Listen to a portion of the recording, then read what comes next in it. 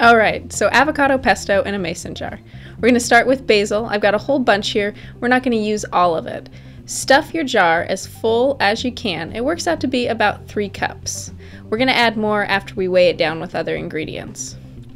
Avocado, 1 whole avocado. Cut it in half.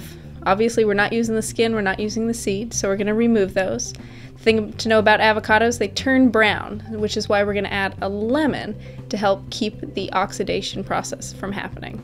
So, seed out and scoop the avocado. It doesn't have to be pretty, it's all going to get blended up anyways.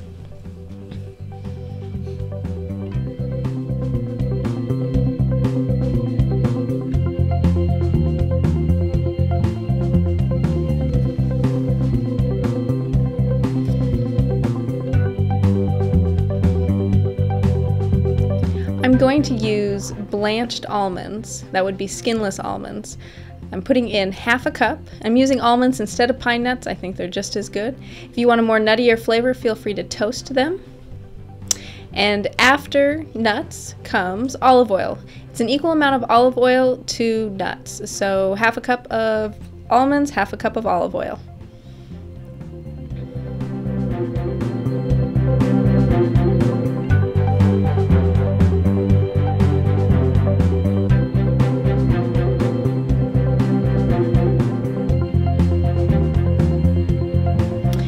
Garlic, whole cloves peeled.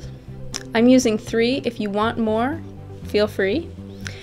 Half a lemon. Again, this is for a bit of tartness, acidity, but mostly it just helps keeping it from turning brown. Make sure to catch seeds. You don't really want them in the sauce. Salt and pepper to taste. I'm using about half a teaspoon of salt and probably about half a teaspoon of pepper. You can always add more later, you can't take it out. I usually use pasta water, but because I wasn't putting it on pasta, I'm just using water. It worked out to be about 1/3 of a cup, but really what I'm using to measure, I'm pouring to the top of the basil. Now that I've made more room in my mason jar, I'm going to add more basil leaves. Again, fill it to the top.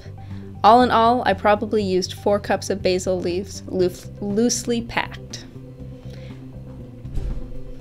To put on my blender base, it's just like putting the pitcher together, just upside down.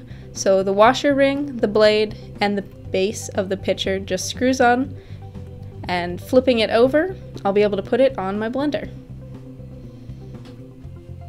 So part of the great thing about using a blender is if it gets stuck, you know, when it's too thick, you just take it off and give it a good shake and you can put it back on. Obviously a food processor would work just as well, but I like a blender because I store my unused sauce in the mason jar. I'm shaking it down just because I don't want to mess when I open it, and I find it's always a good idea to taste it before you throw your blade in the sink, because this would be a good time to add anything else you want to add, like more basil, more nuts, more salt, more pepper, and give it another blend.